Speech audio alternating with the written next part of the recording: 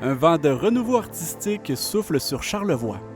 Du 12 au 14 septembre prochain, la région vibrera au rythme de Scène Sismique, un tout nouveau festival de théâtre en plein air.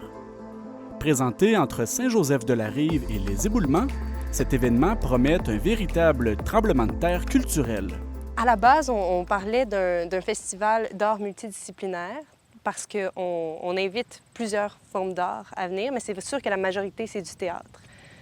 Mais oui, on a de la variété, on a de la performance, de la danse-théâtre. Des percussions, de la marionnette. Des percussions, de la marionnette.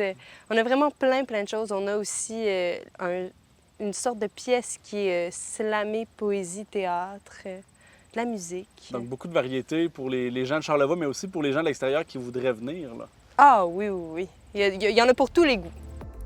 Pour cette première édition, les organisatrices misent sur une programmation multisituée et des décors qui s'ancrent dans les paysages charlevoisiens. On a différents lieux, un peu partout aux Éboulements puis à Saint-Joseph-de-la-Rive. Ces lieux-là, on les a choisis en fonction des œuvres qu'on a choisies, pour qu'il y ait une résonance entre les deux. Fait qu'il y a une pièce à la Ferme Lupin, par exemple, qui parle de comment on traite notre patrimoine. Puis on trouvait que c'était vraiment un bon lieu pour ça, parce que c'est une vieille grange qui a été rénovée pour en faire une nouvelle fonction. Une autre activité est également venue se greffer au projet culturel lors de sa création. On ouvre le festival avec un carnaval qui va... Le point de rencontre, c'est ici, à Saint-Joseph-de-la-Rive, au QG, l'espace La Rive. Puis on va marcher dans Saint-Joseph-de-la-Rive, un petit 10 minutes. Puis où est-ce qu'on va arriver? Il va y avoir la performance d'Alaya, Laurie Turcotte, accompagnée d'une harpiste. Puis à la fin de cette performance-là, on revient au QG pour fêter tout le monde ensemble et attendre le spectacle d'ouverture Bière et métal. Une partie de la programmation a quant à elle été pensée pour attirer un plus jeune public. On a une programmation jeunesse. On a une pièce au Café Sol qui s'appelle Le Chant des génies par Franck Sylvestre, qui est un conteur qui compte beaucoup. C'est un conteur qui est vraiment reconnu. Puis on a aussi une pièce qui est au Camp Le Manoir. Puis ça, c'est suivi d'un atelier de philo pour enfants. Donc les jeunes de tout âge là, peuvent aller assister à des activités pour eux et les parents peuvent les accompagner, là. Absolument. Puis les billets sont seulement 5 $. Donc c'est vraiment accessible. Je pense que même les familles nombreuses peuvent se permettre une sortie théâtrale. C'est pas une des valeurs que vous défendiez depuis le début, ça, l'accessibilité? Ah, absolument. Absolument. Pour nous, c'est important parce que si on veut que les gens connaissent cet art-là, qui est le théâtre et même les arts vivants en général, il faut que ce soit accessible. Le comité organisateur tient à remercier le public et les bénévoles du soutien qui leur a été apporté jusqu'à présent pour la tenue de l'événement. On a fait un appel à bénévoles, ça a répondu autant des gens de Montréal que d'ici. On a fait un appel à recevoir de la vaisselle parce qu'on veut avoir de la vaisselle réutilisable pour nourrir les artistes. Les gens donnent. On a fait un appel parce qu'il nous manquait de logement pour les artistes. Les gens nous ont écrit. On est vraiment contente de mobiliser comme ça les gens puis qu'ils se sentent concernés par ça.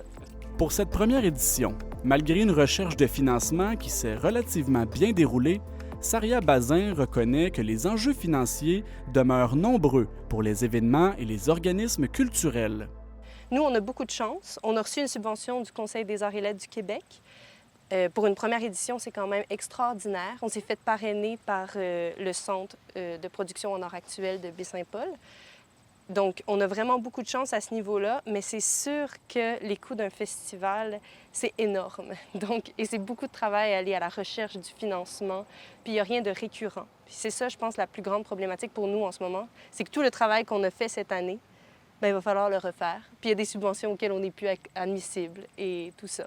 Est-ce qu'on peut dire qu'on est encore à la recherche de partenaires privés, par exemple, de gens qui voudraient faire des dons?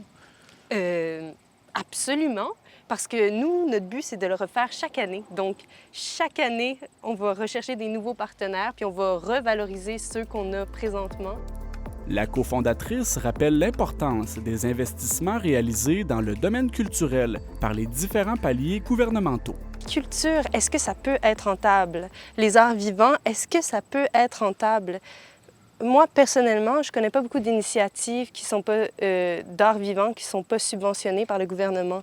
Comme Philippe Cyr du Théâtre Prospero le disait, on ne peut pas vendre des billets au prix coûtant. sais, ça coûterait 150, 200, 300 $ par billet pour aller voir un spectacle de théâtre. C'est pas possible, les gens peuvent pas payer ça. Puis nous, notre initiative, c'est justement pour pouvoir amener du théâtre et le rendre accessible aux gens d'ici. Donc, encore moins. Pour en apprendre davantage sur les diverses activités liées à cette première édition de Scènes sismiques, les personnes intéressées peuvent consulter les réseaux sociaux du festival.